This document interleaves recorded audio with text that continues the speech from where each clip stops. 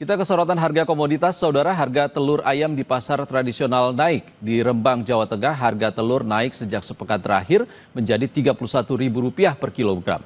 Di Kabupaten Indramayu, Jawa Barat, naiknya harga telur ayam pun mulai dikeluhkan pembeli dan pedagang.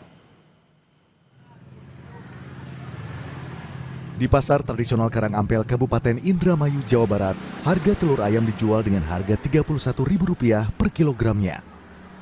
Padahal, sebelumnya harga telur di pasar ini hanya Rp28.000 per kilogram. Meski stok telur ayam dari peternak aman, namun harga telur ini terus naik. Kenaikan harga telur ayam ini dikeluhkan pedagang dan pembeli.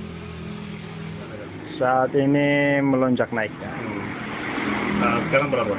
Sekarang ecer 31. Stok aman, stok tiap hari aman. Ya. Penjualannya gimana? Kan jualan sih stabil.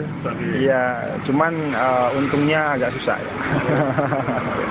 Harapannya gimana kan? Harapannya sih segera turun. Ya, harapannya segera turun. Ya kalau bisa mah harganya jangan dinaikin lah. Supaya stabil harganya. Di pasar tradisional Rembang, Jawa Tengah, harga telur ayam mencapai Rp31.000 per kilogramnya. Kenaikan terjadi secara bertahap sejak 5 hari lalu.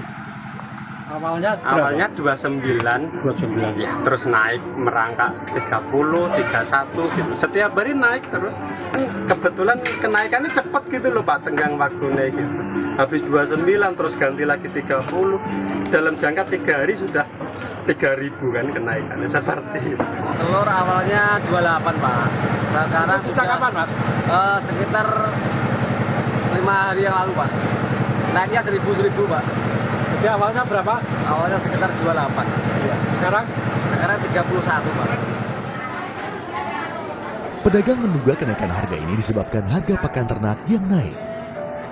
Pedagang berharap pemerintah segera turun tangan untuk mengatasi persoalan ini.